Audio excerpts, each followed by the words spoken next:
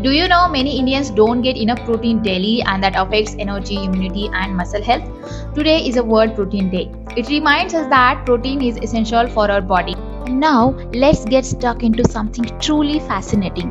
We cannot tell our thyroid to release a specific amount of hormones. We cannot tell our heart to beat exactly 72 times per minute.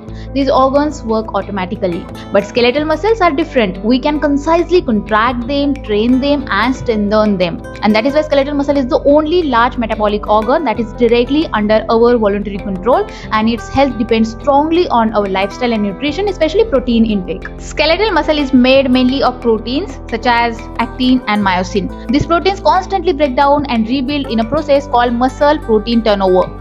To rebuild muscle, the body needs amino acids from dietary protein. If protein intake is sufficient, muscle protein synthesis remains active, muscle fibers stay strong, mitochondria function efficiently, and muscle burns glucose and fat properly.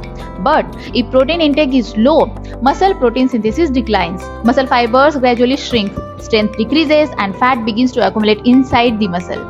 And this fatty, weak muscle becomes metabolically inefficient and insulin resistant. Because skeletal muscle is responsible for most glucose uptake in the body, unhealthy muscle directly increases the risk of obesity, type 2 diabetes, cardiovascular disease, and even neurodegenerative disorders. So protein deficiency does not only reduce muscle size, it reduces muscle metabolic quality. Protein is not only the building material of muscle, it is the structural and functional basis of almost every physiological system. The immune system relies on proteins such as immunoglobulins, complement proteins, and cytokines. If there is protein deficiency, the body cannot produce these immune proteins adequately. This weakens immune defense, increases infection risk, and slows wound healing. In case of endocrine system, many hormones are proteins or peptides, including insulin, growth hormone, follicle stimulating hormone, luteinizing hormone, and glucagon.